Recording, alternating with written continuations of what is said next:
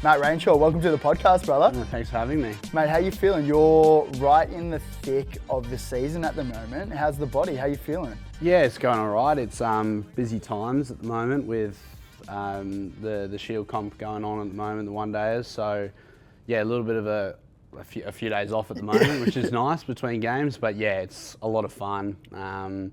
Feels like it's already nearly Christmas, nearly Big Bash time already, and just going through so quickly. Yeah, it's what are the days off looking like at the moment? You're saying that you've got the little golf channel that's how's all that shaping up? Max Bryan and I started the big boys golf. We try to start it in the off season, but we haven't had enough time to really. Our calendars don't really sync that well at the moment. Yeah. So trying to get a little bit of golf in, but pretty tough at times. What were the reasons to start the channel? We're just sort of thinking how can we sort of upskill ourselves a little bit. Something we both love is golf. We both feel like we're all right at it at times. And then sort of like build that sort of off-field stuff. Trying to get a few guests on, trying to sort of not go down the podcast route, but something similar. And we don't feel like that market's been tapped in cricket at all. Yeah, it's cool like to have that little space where, because I haven't watched it, but I imagine that like you're going through the whole game or the whole holes or following the holes, but then you can have conversations that's not about cricket, that's not about golf, that's about life, right? Yeah, so we've got like a little, I think the way that golf YouTube has gone and like it's very popular at the moment, and we've sort of stolen a couple of ideas off a few of the good guys. But yeah, it's more like how we can get like in the carts. I think a lot of young people now since COVID started taking up golf, and like the benefits for mental health is so important. Like you're walking around or you're in a cart for four hours, you're talking to your mates, like it might be a safe space for people to open up and talk about what struggles they have. So yeah, I think the benefits are really there, and if we can get we haven't had any guests on at the moment, but if we can get some guests on and talk about their journey, how they use different avenues, whether that be golf. For a lot of guys in cricket at the moment, it's golf. So how they can get away from the stress that cricket is to become like, you can see them as people as well. Will you just have cricketers on, or will you go all athletes? I think the idea is to get some other athletes, other codes, but I think we're starting small. We're a very small budget at the moment. Hopefully it takes off, but we'll hopefully get trying to compete, because like as sports people, we love competing. So whether that's we take on a couple of the Lions boys in a challenge, or like the Broncos, like I think that's where we're long run seeing it, but you got to do the hard work first. 100%, mate. Lean on your friends first. Like even when we started this podcast, it was very much like, okay, hey mate, what's going on this weekend? Like, can we bring you on the podcast? And mate, I just leaned on friends. It probably wasn't until maybe within this year where we started to lean on like mutual friendships as well. And like, mate, because as you probably know, professional sport, it's such a small world. Like if you don't know them, then someone else would know them, especially in Brisbane where you've got the Lions, you've got the Bronx, you guys here. Like it's such a small world, right? Yeah, the problem we have is a lot of our friends are trying to charge us for appearance fees and that sort of thing. So, what are you doing for the love, man? Yeah, I know. We're trying to get this off the ground, and they're talking to some of them. We've got the same manager. He's talking to the manager asking for some appearance fee, and we're just like, we just want to try and have this go. But no, it's all good. Like we've got a lot of good contacts. So we'll try and get it all off the ground. It's just finding the time. Mate, I think like any advice I could give, like you don't need to pay appearance fees. Like that's not the play. Like I think they're trying to take the piss out of us at the moment. But to be honest, especially like it sounds like the conversations will be really cool because, like you said, like mental health and getting away from your everyday life where you can go play cricket and just like talk to your mates and having that avenue to do that, seems like there'll be some really beautiful conversations that flow out of it. And I think more people are willing to do like that kind of media stuff when there is a good reason behind it. Yeah, and if you can get a round of golf in as well. I think it's as well with that, like I think a lot of time in the public domain, people see sports people as just these people they see on the field. And we're trying to sort of like, probably a lot of sports people who do this is show that we're people. So like people see me on the field, they've got an opinion of me, but if they see me doing some other stuff, they'll go, oh, like that's different to what we imagine. And like for someone like Max, who's quite quiet. You sort of see him, a lot of people have their own opinion of his cricket game. Like, they don't know that he's a really, like, interested player of cricket. He loves the game. Yeah. He just goes about it a bit differently than someone who's always hitting. He's, like, that looks like they're really annoyed when they get out. Like, we're all annoyed when we get out. It's just some people have ways of dealing with it. Like, it's that whole, like, sort of masculine, if you get out, you've got to be angry, you've got to hit stuff. It's like, that doesn't work for everyone. No. But because I think, and this is a way we're sort of trying to show that. I love that. If someone didn't know who you are or what you do, how would you best describe yourself? I think I'm very family orientated. I'm like, I've got the people I'm close to, I'm very loyal to. And then I try and have a lot of fun with a lot of things. So I think you can probably see a little bit of that on the cricket field, but I try and separate cricket and life a little bit, since sort of my career has been very different to a lot of people's careers. I played Test cricket at 20, which was a whole whirlwind of things, but I try and sort of separate those two things and just try and have as much fun as I can. Take me back to that time.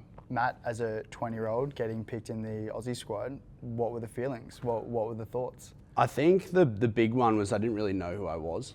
So I finished school at 17, got my first contract at 18, was playing professional cricket at 18, and then playing Test cricket at 20. Like, I don't think you really know who you are as a person out of that until you're sort of 20. I sort of 25, 26. I was like, okay, like, this is who I am. Like, when you're going through that, you're just enjoying what's coming, and you're trying to.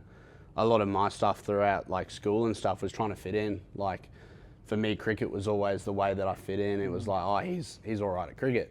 And it was like, okay, well, if I keep doing well at cricket, then people will like me. And I think that's sort of the way that I was approaching that, was like, when I was in the Test team, I didn't know who I was. And I've got guys who are sort of mid-late 20s who know who they are. They're the best in the world at what they're doing.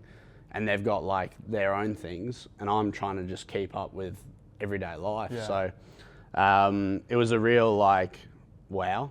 Like, looking back at it now, I'm like, geez, I was probably, like, a lot of people didn't like me because I was trying to fit in. So, like, I was going up to these, like, guys who were the best in the world and trying to be their mates, but I just needed to be myself. And I think that's, like, a really good lesson for a lot of people, is, like, a lot of the time you sort of, if you're coming in young, you're trying to, like, be yourself. You're trying to, like, you're probably going over the top a little bit. And, like, I've learned that now. I couldn't have learned that at the time. Yeah. So it's like, I see some younger people in the sport, I'm like, mate, just be yourself. Yeah. Like, and I think society has changed since, like, in those 10 years since I debuted. So I think it's helped already. But it's sort of like, I look back at myself at 10 years ago, I was like, what were you doing? Like, why were you being such a dick? Man, it's so. I've had this conversation with a lot of guys and girls who come into the professional sporting space at a super young age. Yeah. Like, likewise, me and Paddy Carrigan from the Brisbane Broncos came through similar at a pretty young age, and we laugh about it because when we first came in, we didn't say a word. Like, it's like you said, guys and girls, if you're in the female space. The crew who you look up to, role models. Yeah. You know, one of my role models, I would think I was like 4 or 5 years old when he made his debut, and now you're in the same training squad together. We didn't say a word. We definitely weren't ourselves. And then when you try to be loud and out there, it's like fake. It's not real. And what I found is recently, especially since retiring, when you can be fully authentically yourself, people are more likely to buy into that, and they like you for who you really are. If you were to go back to that 20-year-old Matt, what advice would you give him? I think I think a lot of the time it was like, at that time it was, shut up, sit in the corner, don't say anything. Yeah. But I was like, I can't do that. Yeah. Like, I can't do that now. Yeah. And I'm 30 with 2 kids. Yeah, I can't sit in a corner and not speak. Like, Yeah. that's not me. But I was the other way. I was too up and about. I was like trying to get in people's, like, personal space, just trying to, like, because that's how I sort of felt like I'd become mates with them if but it never worked. Yeah. But it's like, just go and just be yourself. Like, you don't have to be anyone. You can just be yourself. You can have conversations with people like as a human rather than just like sitting there going, oh my, like I think that's the problem is 5 or 6 guys in that test team when I made my debut I'd never met. Yeah. All I'd done was watch them on TV, and I'm in the room like talking to them, sitting there like fielding with them, like chatting to them, and it's like I never felt like I could just have a normal conversation until sort of 24, 25 when I was like, okay, that's me as a human rather than just like me standing there just going, oh my God, like you're so cool because you're really good at cricket. Yeah. It's like they're people as well. 100%. I want to zoom in like practically about authenticity and actually being ourselves. How do you think we can be ourselves or find ourselves and operate with who we truly are when we've got this big goal? Because I know a lot of us, especially like high performing athletes, even anyone in general, have these goals. How do we live authentically while still chasing this big goal? I think for me, it's sort of how you act with the people you're comfortable around. Yeah. So like your family, your best mates, like that's how, like that's you as a person, in my opinion. Like I know that if I'm around my family, I'm going to be a certain way. I'm going to have some fun, but I'm still going to be like just pretty comfortable. Whereas as soon as your anxiety levels or your sort of adrenaline raises, you're going to go into someone else. So it's very hard when you're young to understand that. Like I think that's the part of growing up. Is like I was playing test cricket when people were still partying on a Friday night at uni parties. It's like you're going to have a different life, and that's okay. But like it was expected that you were not that. You're 20 playing test cricket, but you're expected to act like a 30-year-old who knew who they were. And I think that sort of watching on a little bit has sort of changed in the system that you can be comfortable being yourself when you're that age, and it's okay. Like the older generation now, we came through that. And like a 19-year-old comes in the side, it's like he's got a bunch of energy. Play on. Is it harder to grow up and find yourself when you're in the spotlight? Because I think like most people, they don't have that, if they do something on a Friday night, they're not going to be on the back page of the paper, or they're not going to be in the news. Is it harder to find yourself and find out who you really are in the spotlight versus just being a regular dude? Yeah, I think so. I think like you can make mistakes as a normal human. Like you can go out on a Friday night, throw up everywhere, and it doesn't matter the next morning. Whereas like if you do the wrong thing I think I saw something in the media, if someone does something, they're already on the back page. It's like, it's harder, like there's a lot less leeway, I think. And like the whole tall poppy syndrome in Australia, it's like, there's these young guys, like I look at Sam Konstas, like he's 20, he's playing test cricket, he's like living the dream.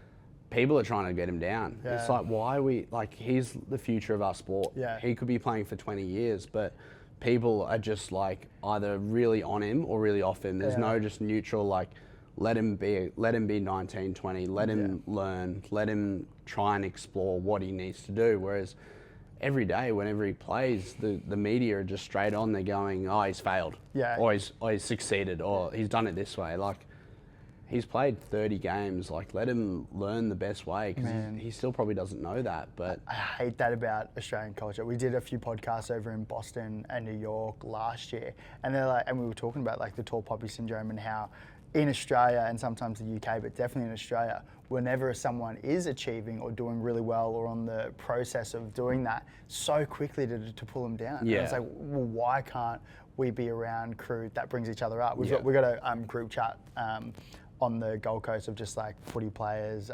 restaurant owners, crew and fashion. And it's awesome because it's always like, how do we build each other up? So if someone's opening a restaurant, it's like, we'll go down and support. If someone's launching a new line of clothing, or like for me when I have a podcast, like I'll put that in, people sharing, promoting it, kind of like that. And I love that. And I think that's infectious. Like I think if you're around those types of people, it can be make or break, because if you're around like the takers, like those energy takers, it's going to make it so much worse. How do you go navigating the crew that you knock around with? Because you can't choose who's in your team and who's not in your team. I know there's different personalities in every type of professional sport. How do you go navigating like your support network or even the crew that you knock around with? Yeah, I think it's probably trying to keep those people who are invested well. in your area. I think it's a different life being a professional sportsman, sports person, and I think that's why we gravitate to each other. That's why we like hang out with people, and some people don't understand like away from it. Some people don't understand that like the tolls that you go through. So I think it's just having really good people in your area, like who know you for yourself. Yeah. So I think like that was a big part of like growing up, was understanding that if I make a duck, I'm not a terrible person.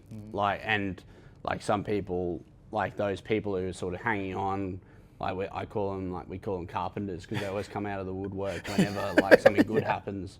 So like you score 100 and your phone blows up and you've not spoken to some of these people since your last 100. Like genuinely your conversation is just like, congrats mate, thanks. Congrats mate, thanks. Yeah. It's like, well, I want to talk to my next door neighbour who's a landscaper and what he's up to, and like that's really cool, like those sort of things, rather than just like, how was cricket today? Oh, cricket was bad, I got a duck. Oh, that's no good.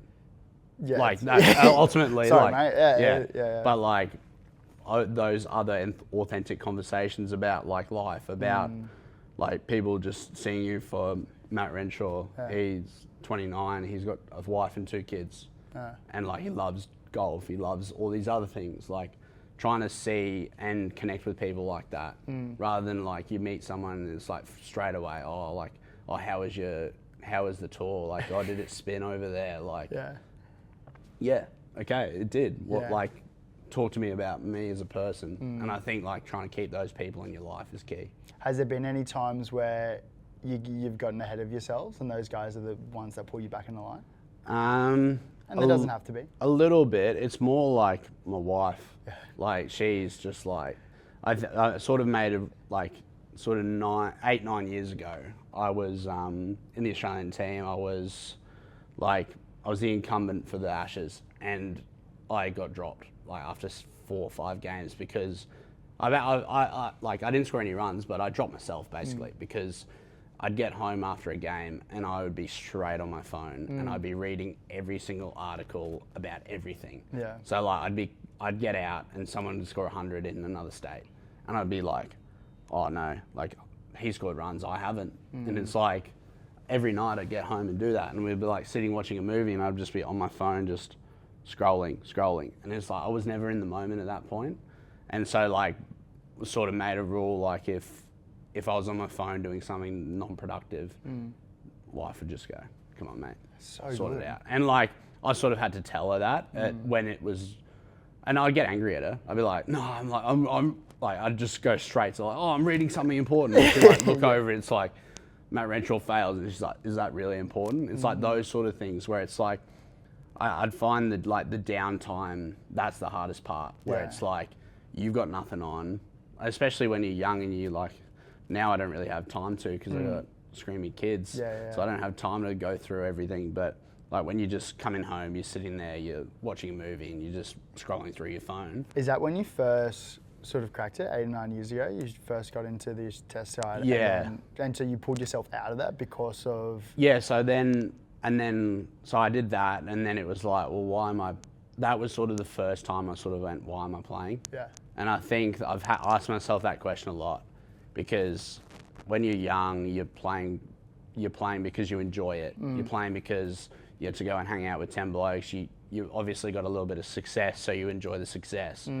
Whereas like then when you start playing for a higher level, you're trying to play because you want to make a team, you take yourself out of that. So I think that's one of the big ones where I was like, why am I playing this game? It's because it's a game.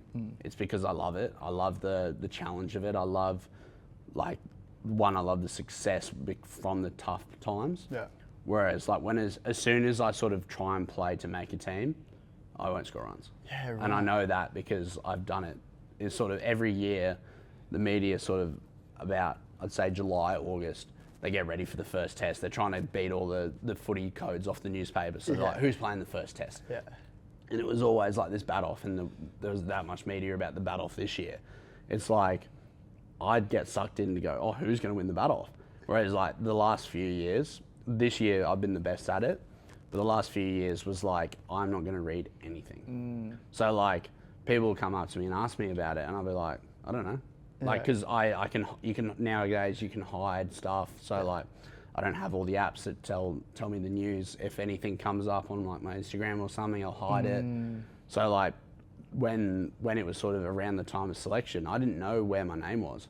Right. I knew I'd be close because I'd scored runs. Yeah. And because I'd put myself in positions where the team was succeeding. Like, that's how I see my success. Is if, like, runs are great, and cricket's a tough one because at the end of the day, everyone just looks at the scorecard. Yeah. So you can make a 20 and people will say, oh, you made 20. Like, it's not good. Yeah. But like, it can be one of the great 20s. Yeah. But other sports don't really, like, you can sort of fluff your way through. Not knowing other sports, but like, I look at, like, I love soccer, but I look at soccer, someone could not score a goal, and it's like, he's not failed. Yeah. Like, he's done something for the team that's made, but because cricket's so statistical, everyone just like, oh, how did old mate go today? And I do it myself in like club. I look at my mate playing club cricket, and I'm like, oh, I made 20. Text him, you're shit. Yeah. yeah. But like, that's how we see cricket. It's not the people who know cricket know the nuances of the game. They know you might have got a bad decision, you might have got a good ball. Like, so you got to see it as like a process.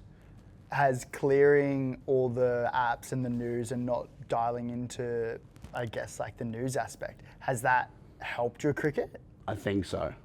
How because I don't get sucked into the whole thing out there. So like, the big part of batting is you need to be clear when you're facing the ball. If someone's bowling 145, 150k, you need to be able to make a decision on the fly. Yeah. Whereas if you've got something in the back of your brain going, if I score runs this time, I'm going to play for Australia. Yeah. Like, it sort of happened one innings this season, and it was like a little bit in the back of your mind. And then once you sort of get in, it's like, okay, I'm in this zone, I know what I'm doing.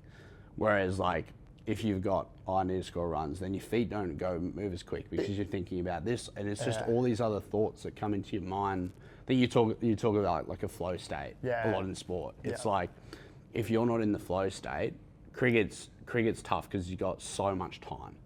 So like, they bowl a ball, you've got a minute between balls. Yeah.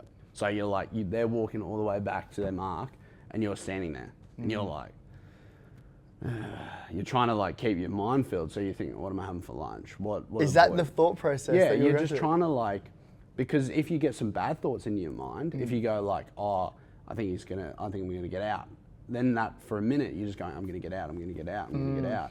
Whereas like, you're like, what am I having for lunch? What are the boys talking about off the field?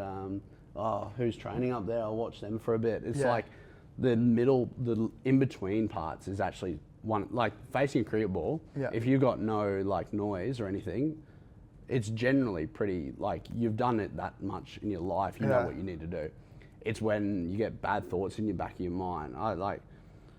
I imagine, well, not knowing much about footy, but if you're running a hit up and you see a big guy run, I've had Andrew Simons running out here, and I was scared shitless. But it's like, if you know that you're running towards this bloke and he's gonna like pound you, you're probably leaning back. You're like, it's that whole leaning back, leaning forward. It's like, you know you're gonna get met, and then you're probably more chance of getting injured because you're not in the position you need to be. So it's like, how do you lean forward when you're batting in terms of mindset? Is there anything that you do that you feel like helps you get into the flow state, like rituals, routines, or is it just a matter of trying to dull down the automatic negative thoughts? I find music helps. So like singing songs, like, I'm not a very good singer. I was going to say big singer. No, I'm not a very good singer. Big but singer it's guy. The problem is I get like random songs stuck in my head, and it's the same bit over and over. So like, if I bat all day, it's like I'm singing the same song all day. The boys are like, shut up, man. But it's just like, it's under my breath. Like, okay. And I think that's the way that I sort of get away from it, because if I'm like, that means I'm relaxed. If I'm singing, it's like, that's how I calm down. A lot of people need to be in this like high state of like, I need to be at the bowler, I need to be at someone. But I need to be in a high state. I've understood that, but I need to be like a relaxed high state, because if I'm too high, I'm just going to go into overload and probably like throw my bat at someone.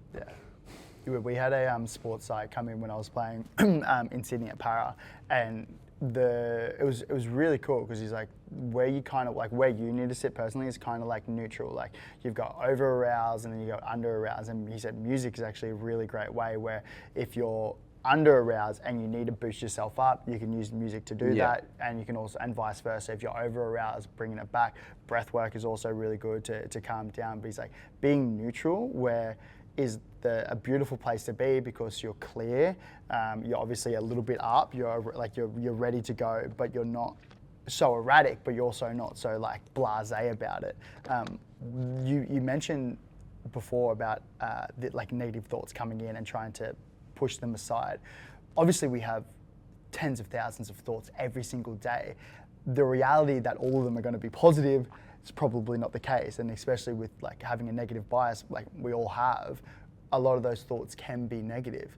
How do you go about navigating those negative thoughts, and how do you push them out? Because they're automatic, they just pop into the head, and realizing that just because you have them doesn't make them real. How do you go about navigating negative thoughts? So I think it's like sometimes laughing at the thoughts. Okay. So like knowing that it's so stupid that like it's just silly. Give me an example. So it's like when you're batting and you're going like, oh, like if you score runs, like you'll play for Australia. Like, and then that'll make you a good person. Like that whole thing, it's like, come on, mate. Yeah. Like you sort of like, I talk a bit about the chimp on my shoulder. So like, whether that's the little devil or the little angel or that's 12-year-old Matt, like I go, why is he bringing this up now? So a lot of the stuff that I work with my like psych about is like going, okay, this is because you're in a comfortable state. So like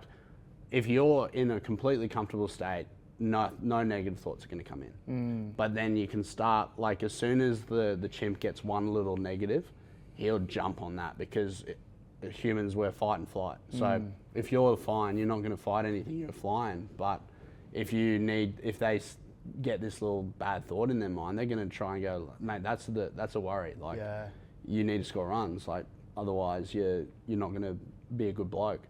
It's like, come on, mate. Like I could get out this ball and like my kids are still going to like me. So is it a matter of like detaching? Because that's what I'm trying to think. Like when you talk about the 12-year-old Matt or the monkey on your shoulder, it's kind of like switching is like, nah, that's not me. Like that's just my mind getting in the way. Yeah. So it's going like, that's probably why like at the moment it was pretty good. It's like I'm feeling pretty good, but one little thing could come in and it's like, okay, like, yeah, that's why, because everything else is good. Yeah.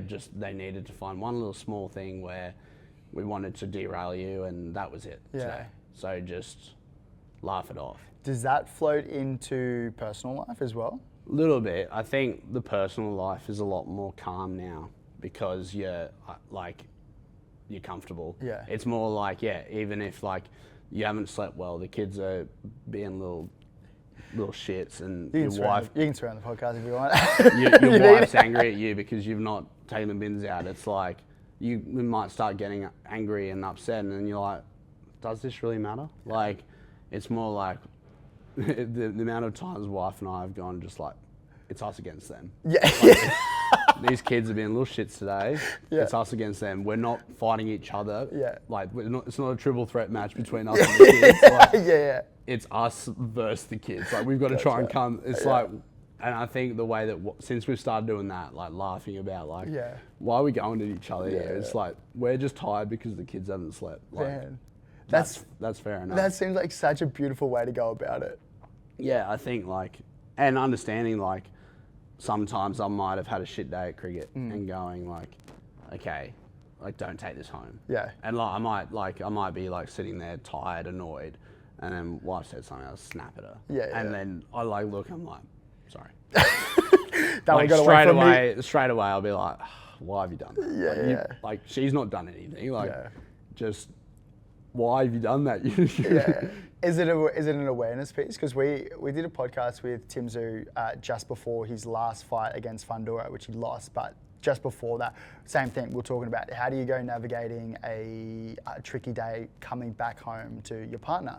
And he's like, mate, to be honest, I've done it forever. I have a shower at the training ground or in the boxing and wherever they train, whatever you want to call that.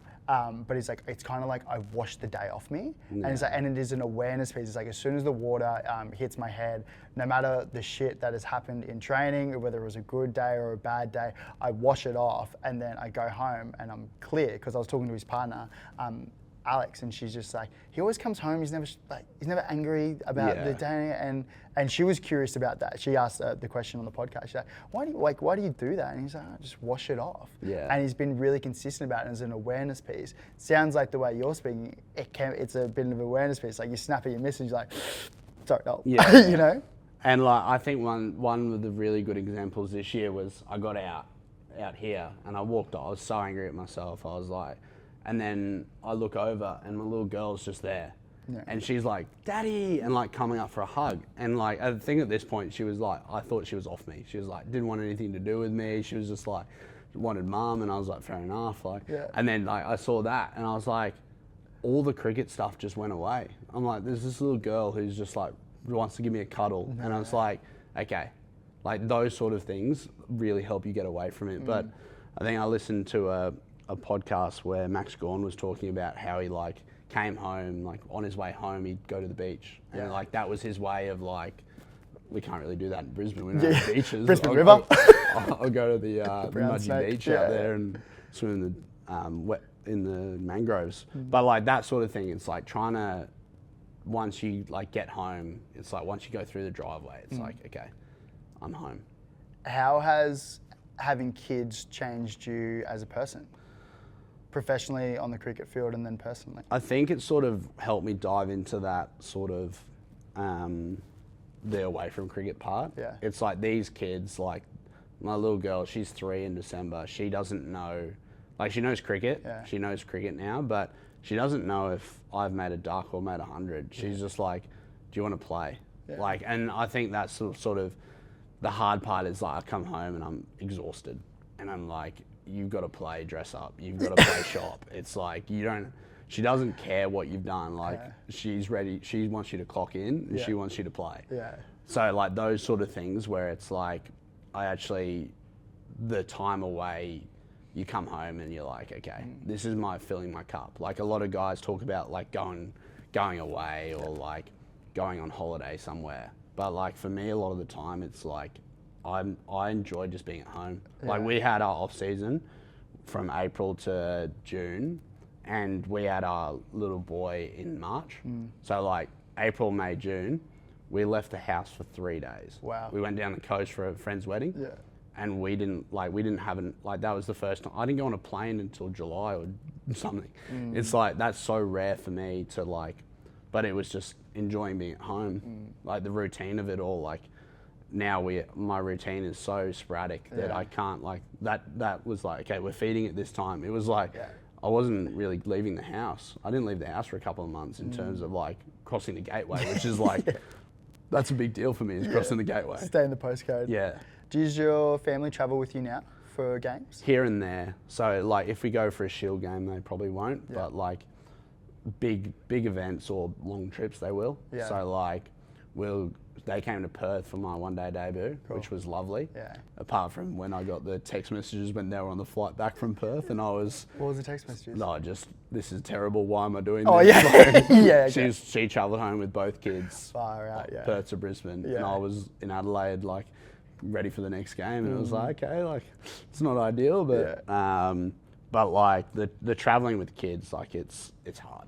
It's hard. And it's like, accepting it's hard. So, like, we were travelling to Perth, and it was like, okay, this is going to be, beforehand, it was like, this is going to be a tough day. Let's just get there. Let's not get angry at each other. Like, we can easily just get angry. Like, one's, like, because I had Eddie, our little boy, and he was like just sleeping and feeding. So I had a relatively smooth flight. Whereas the 3-year-old, she was banging up and down the corridor.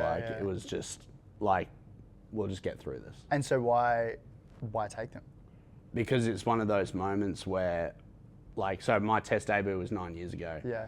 And like, me and my wife was dating for 8-9 months, so it was new. And then now it's like full circle. Yeah. So my next debut, we've got 2 kids, like they've been with me for the whole thing, whether that's been the good, the bad, like all that sort of stuff. They've been there with me, and that's why I play.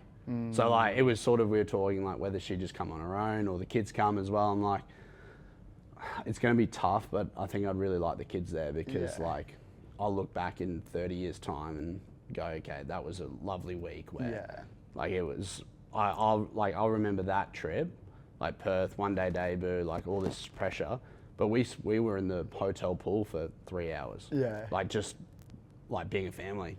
Whereas like, I think if I'd have gone without them, it would have been like, how are you? Like, is everything all good? Whereas like there, I was like, it took me away from the cricket for a little bit, which was nice. I always used to see that with guys playing footy where they would go over to the sideline and the kids would be there. And even like when you talked about having the shit game and then seeing your little girl, like, Daddy, like that must be a really special feeling, especially after, you know, making your debut like 9 years ago and then having that block and the full circle moment. It's got to be special, right? I think that's sort of where I see it is like, all the shit parts that have come with cricket. Like I think a lot of people go, oh, cricket's great. Like you're out there, you're doing what you love, getting paid. It's like, there's a lot of bad parts in there, but you know, it's sort of voodoo. You're not allowed to talk about it. It's like, how dare you talk about the bad parts of cricket? Like, but they've seen all the bad parts of it, and to come through where now I'm pretty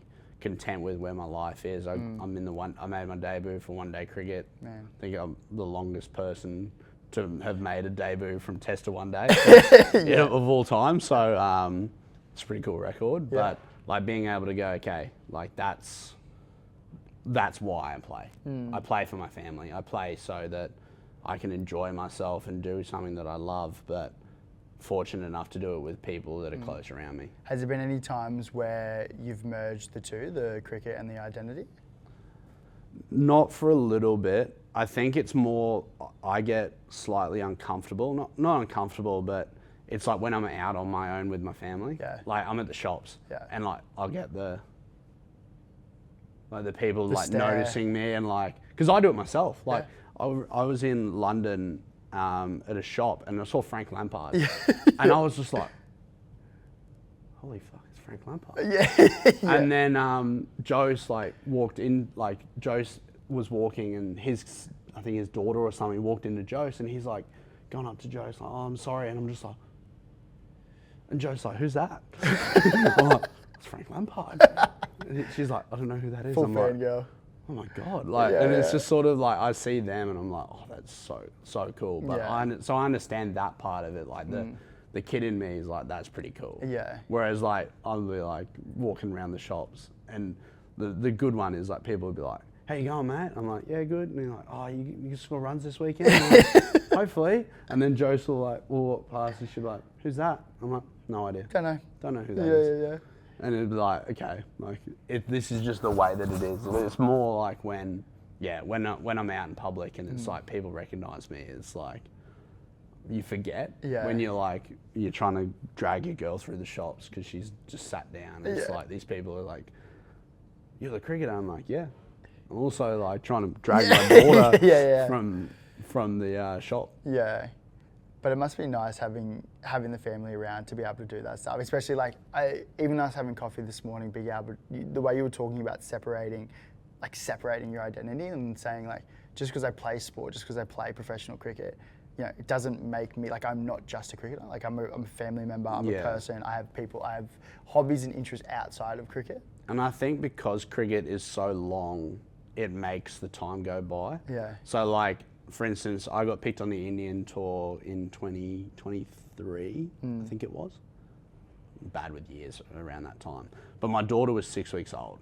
So I left for India when she was 6 weeks old and I got back when she was 12 weeks. Wow. So they didn't come. She was too young, like completely understandable. But that 6 weeks was one of the longest 6 weeks of my life. Because I was not performing well. So didn't do well, got dropped. And then I was sitting in my hotel room for 6 weeks. And like, you can FaceTime all you want, but like even just the comfort of having people around, like makes it better. So you're doing like, you're out in public or you're with the boys in the team room or something, and then you go back to your room and you're just like sitting there and you're like, I'm pretty lonely right now. Yeah. And like, I think it's always going to be worse when you're failing, like, because you're not like, you're already at a low, and then it's like, you don't have your people around you to fill your cup up. Yeah. So then you end up like getting a bit frustrated, and then the people you're close to in the team, you just might have an accidental blow up to, and then they're like, well, I'm not spending time with you, you blew up at me. And it's like, then you're just sitting on your own all the time. Yeah. So I think knowing that that's important in my life is, I think, a really good knowledge for me. So like, if I go to England for a county stint, they'll come over. Yeah. And it's like, yeah, it might cost a bit more for them to come over, but it's going to be better than me just sitting in my room at night on my own. Yeah. Like, even just the comfort of like sitting there, watching something on the TV, like that's my ideal of luxury. It's like, I don't need to go to fancy restaurant. Like, they're nice, but like, I'm happy with Uber Eats. I'm happy with lying in bed and watching something on the TV. It's like, that's my happy place. Yeah. How else do you protect your mental health?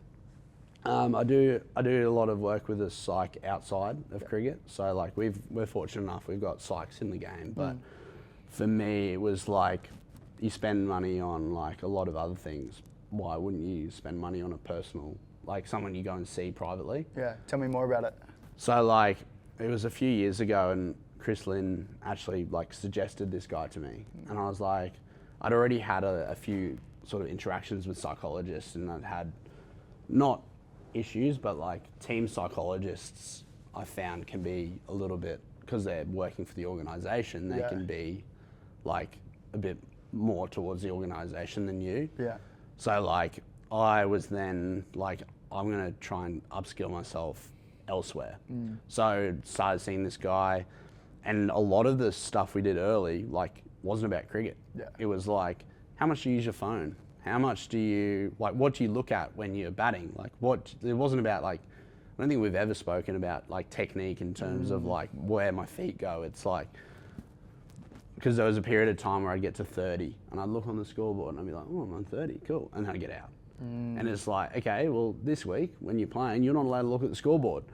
And it was like really hard, because I was like, no, I'm not allowed to look, I'm not allowed to look. And then it was like, there was a few times where I'd like genuinely get to like 50 and I'd be like, oh, I'm on 50. Yeah. But then there was like, as soon as it gets to like 80, I'm like, I'm pretty close here. I'm pretty close to 100, I know. Yeah. Oh yeah, I'm on 80. And then it's like, oh no. Yeah, here it comes. But it's like the way that those sort of things, like your routines in the morning, like when you're using your phone. Like, I think we've been working together nearly 3 years. Wow. And it is pretty much, what do you need to work on? My phone use. Yeah. It's like turning off or like keeping that away. So like a good way I try and do it at home is like you put your phone in your like bedside drawer. Because like if you put it on the top, it's easy, you just go grab it. Yeah. Whereas like if it's in the drawer, you've got to physically go in, grab the phone, put it out. It's an extra barrier. Yeah, it's the extra barrier. It's like you can put it in a safe, but you're still going to be able to unlock the safe. Yeah. But you need to like keep it away from you so that you're in the moment more. Like a lot of the time, it's being in the moment for these things. So if you're disciplined away from cricket, the cricket discipline is going to take care of itself. Yeah. So it's knowing, like, I know that if I'm in the moment off field, if I'm on the field, it's fine. Do you think, and tell me if I'm reaching, but do you think the last 3 years working with the psych, being more present, do you reckon that's helped form? Yeah, I think so. I think it's sort of made me understand that a lot of our stuff is about process as well. So knowing what I said before about statistics, it being like, I can go out there and have the greatest bat of my life and make 30. Yeah. And then I just get a bad decision, where it's like trying to separate the runs from the process. Like I know if I'm having fun out there batting and showing good intent, like that's the two things that are really important for me. Yeah. I know that if I do that well, I'll succeed. And sometimes that might mean getting out second ball. It might mean like, and I can look back and go, did I handle my process well? Yeah. No, okay. Well, how do we fix it? Rather than like, oh, I scored 15. Like even last week we played at the Wacker and one of the boys made 11 and 11 or something. Yeah. But he did such a good job for the team and then got a good ball. It's like talking to him that like, yes, the runs aren't there, and that's the hard part, is separating that. It's easy to do that when you're comfortable with your position. But if you're new coming into the team and you score 10 and you're like, oh, I scored 10, like it's not good. It's like, no, like, think about how beneficial your 10 was. Yeah. Like, it's not always about that needs to be high. It could be you face 100 balls or you face like the hardest part of the game. You're not going to succeed every game. Yeah. And I think like doing a bit more of the coaching side for young kids, it's like Steve Smith is the best player ever, in my opinion, my humble opinion. He's scored like 30 hundreds and 110 tests. So he only scores 100 every 4 tests, really. And that's the best that we've got. Don Bradman, he's what he is. But like Steve Smith in this current age, he scores 100 every 4 tests. Yeah.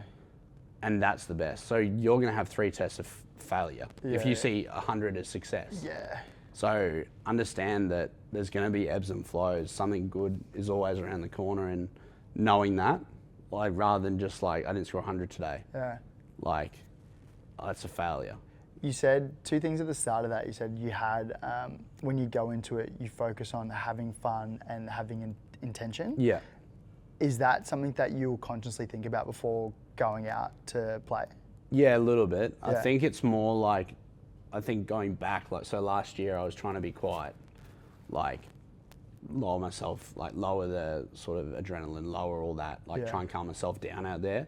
But I was finding my feet weren't moving, like I was just sort of lethargic. I was sort of, because I wasn't engaging with anything, it was like, I've got to try and be nice and calm. I can't, if someone chirps at me, I can't turn around and say something back because I'm trying to like lower, because I was trying to be someone else. Yeah. Whereas I know that if someone at mid-wicket says something to me, I'm going to turn around and probably say something back. Like, it's not going to be personal. It's just going to be, I'm here for the fight. Yeah. And like that makes my feet move way better. And know that that is how I'm having fun. Yeah. So like even silly things, I like could block the ball and do something silly. And I'm like, in my head, like it's fun, but it might look like, so what's this bloke doing? Yeah. For instance, last week I got a little bit of chirp from one of our squad members when he was bowling me in the nets, and for playing a shot I wouldn't play in the game. Yeah. And then last week I played it in the game, and I like literally ran straight for the dressing room, just like stared at the dressing room, and it's like, this guy's an absolute, and like the whole other team's like, what is going on here? Yeah. Like, and they're like, what's going on? I'm like, I just one of the boys. And then so that turned into like some fun. It was like the presence of like me being quite tall and I'm trying to show my presence out there. Yeah. And that might be walking at a bowler. It might be sort of screaming something randomly, but trying to have that intent and then turning that into fun as well. I love that. I love the piece of like having those things there conscious before going into something. I used to do it for footy, and I've started doing it in the podcast maybe like a year ago. I think about like before any podcast, I'll be like, be calm, be curious, be present, because I want to come into a podcast like feeling just like super relaxed and super fun, and kind of like having that fun. Like we went for a coffee and it's fun, it's easy. But then the curiosity part and the present part of it, like you might have a heap of notes, right? But then you might say something that's just amazing. I'm like, I want to dig into that. Yeah. And I want to be curious, and being present also allows that. And it was really weird because it was just those 3 words. And then I find ever since doing those 3 words, you're not constantly looking at your notes. You're not constantly looking at like outside things. You're just here with you, and it creates for such a better conversation. And so I love that thing of having a few little like words or a few little things before going into your thing, whether it's professional sport, whether it's business, whether it's a meeting, whether it's whatever, a podcast. I think that helps. Yeah, and I think as well, like we don't have many meetings, but it's like, even when you get a little thought in your head when someone else is talking, like I sort of compare it to that. It's like, and then all you're doing is waiting for this guy to finish speaking, and you're like, and then the moment's gone where you need to say that. It's like, that's how it's sort of, you see it out there. It's like, instead of thinking like what's going to be said, or you've got this mindset in your mind when the bowler's running in, it's like, you want to be as free as you can so that you can trust what you're going to do. And sort of in that as well, and like in short form cricket, it's all about trusting yourself. So like in the past, there's been times where I'm like, I feel like this shot's on, but then it'll be is it on, second guess, what's the coach going to say, like that sort of thing. Yeah. Because you've had bad experiences with you played a shot, you got out, and the coach is like, why are you playing that shot? Yeah. And it's like, come on, mate. Like, that's one of my best shots. Yeah. But now in short form cricket, it's like that ultimate trust. Yeah. It's like, I'm going to do this. If it doesn't work, that's okay. But I'm going to, like, even in the one day series, I sort of had this thought. And I'd gone down my partner who I hadn't really batted with before. And I was like, what are your thoughts? He's like, oh, I don't think so. And then I got out playing a different shot. Yeah. And it's like, if I'd have got out playing the other shot, I would have been walking off. I'd have been like, cool.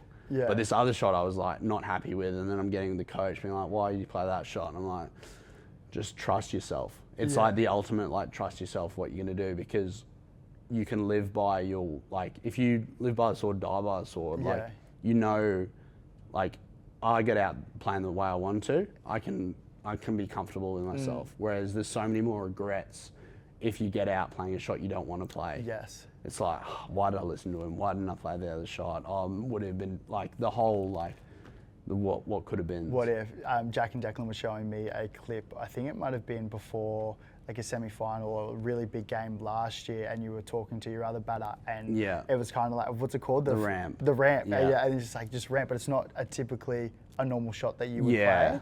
But then you did it, and obviously, like, huge success, got you into the game. Like, it was, and you don't know, like, you wouldn't know if you didn't do it right. Yeah, it was one of those ones where I was like, I was that cooked by the end that I couldn't really think straight, and just like your head spinning. I'd already been through one of those sort of scenarios that year, and we'd lost. So I'd already lost. So it's like one of those, people see losing as like a failure, but it's like that was such a learning curve, because then I could go through and go, I've already been here before. I've already lost. Like, what's the worst can happen? I've done it already. Yeah. But like going, okay, I'm going to trust this, and I'm happy being the person that if something wrong goes wrong, like, come to me. Like, at that point, I had to be the one to make the risk, and fortunately that time I got away with it. Yeah, paid off, and it was beautiful, bro. Mate, I've loved this chat, man. I've really enjoyed it. I think there's so many little beautiful golden nuggets in there for people to take away. What do you think is the biggest thing that we haven't touched on today that you'd like to touch on before we finish up? I think I think a lot of people would know, but I had a break from cricket at one point. So for pretty much every year that I've played since I got dropped from that Ashes, I would play the first half of the year, and it'd be trying to play for Australia. Yeah. And it would never work. I don't think I'd ever scored 100 in the first sort of 3-4 games. So it was like, why am I doing this? And this one year I hadn't scored runs for a while. Played Big Bash, and my first time playing a full Big Bash. So I played every game, like, was MVP for the heat, like, and by the end I was just exhausted. I'd never done that before, and I remember getting home from the season, and I got a call being like, hey mate, can you go and play second 11 cricket next week? And I'm like, mate, I'm pretty cooked. Like, am I able to have a week off? And he's like, oh, also you're dropped from the Shield team, so you're not playing the first Shield game, which we were fully strength. Like, I hadn't done well, so I probably deserved to be dropped. But it was like, okay, like, if I'm dropped, can I have the week off? He's like, no, we need you to be ready for, like, the next game, because the test boys are only available for one game, and then back in. And I was like, if I score 100 in both innings in this second 11 game, am I getting picked? And he's like, no. I'm like, well, can I have a week off? Like, I really need to refresh, not just physically, but mentally. Probably like, also hard to speak up like that as well. Like, that's not an easy conversation to have. So ended up getting told no. So I went and played the second 11 game, and I think I got like 20 off 160, like terrible. But I was like, just here because I have to be. Yeah. Because I was already in that mindset already. And then came home, had the weekend off, or played club cricket or whatever it was, and we had to do a 2K time trial that Monday morning. So already anxious about that, because I hate them.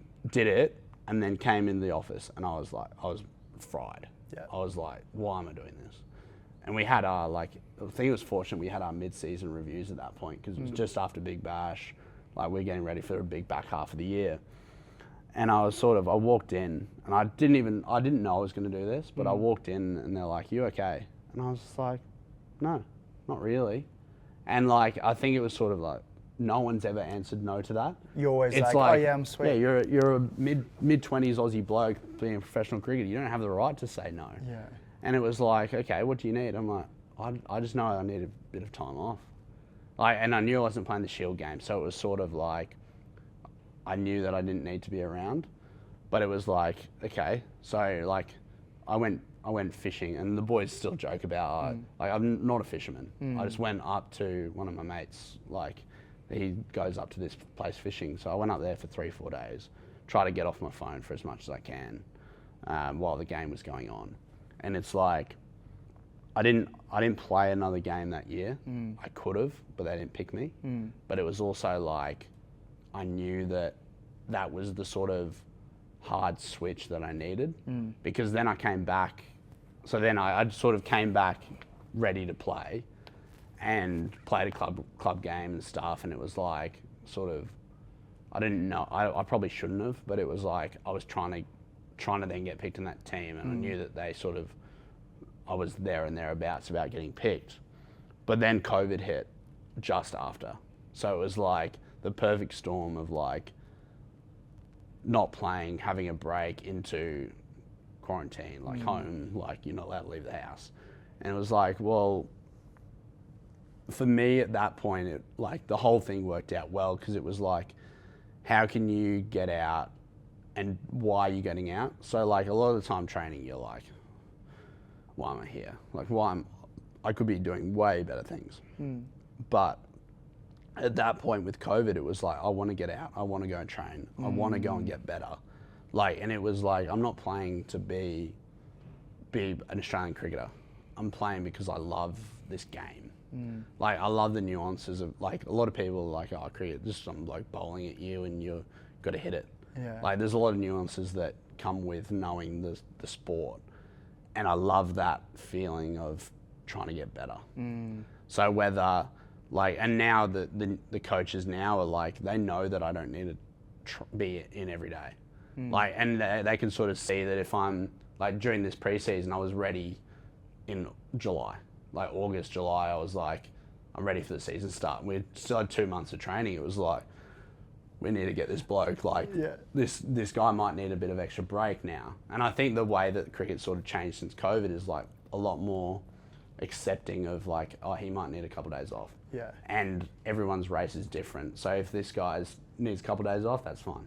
There's a lot more onus on the individual to be able to do that, rather than like, if you didn't turn up to training back in the day, it was like, where are you? I was going to say, it's very an old school mentality to think it's one size fits all. Yeah. Right, because every player is so uniquely different. So the ability to be able to take time and then come back and be fully ready to go mentally and refreshed would be huge. Yeah, so like understanding that, like, sometimes I need to fill my cup the other ways, and that it's okay just to go, okay, like, hey, I'm a little bit sort of on edge at the moment. Yeah. Can I have a day off? And like, because with cricket, like, if you can train as much as you want, but if your mind's not right, you're not going to do well. And understanding that one net session here and there, it's not going to make a difference. Yeah.